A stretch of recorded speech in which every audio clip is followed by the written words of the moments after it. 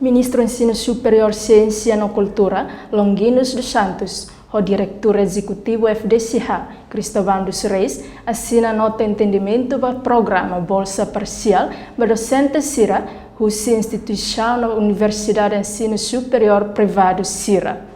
A cerimônia assina nota de entendimento programa Bolsa Parcial para docentes CIRA, o ministro Ensino Superior Ciências e Cultura, Longinus dos Santos, o diretor executivo FDCH, Cristóvão dos Reis, halau ia salau knowledge center, FDCH, sexta lorong ronulo resensia fulang abril tinangne. Ministro Ensino Superior Ciências e Cultura, Longinus dos Santos, ia ni discurso hateteng, programa principal ida husi oitavo governo constitucional niang, ne bezere li husi Ministério Ensino Superior Ciências e Cultura, mak Fundo Desenvolvimento Capital Humano FDCH, batimorwan sira nebe hakara halo ni futuro, ia ensino superior liu ia ensino superior privado sira ia relarang. Esse programa principal ida husi oitavo governo constitucional nebe bezere li husi Ministério Ensino Superior Ciência e Cultura, através da Lei Russi, Fundo de Desenvolvimento Capital Humano.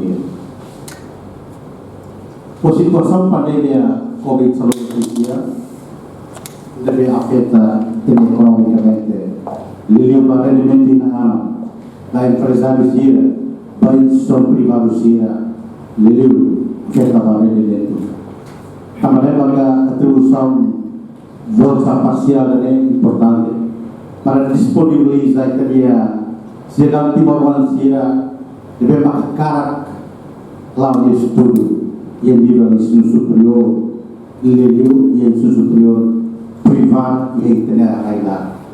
Entretanto, o diretor executivo FDCH, Cristóvão dos Reis, e a intervenção hateteng educação é um pilar importante. E a Constituição RDTL mos hateteng cidadão hotu e direito goza educação. Educação é um pilar importante ainda linha arranha.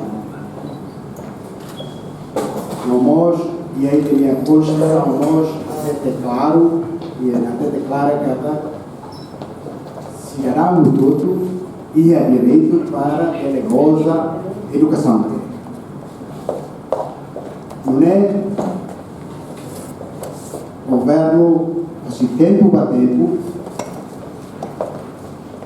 esforço na parte a sair recursos humanos e a italiana ranca italiana país e o governo que Ministério do Ensino Superior deve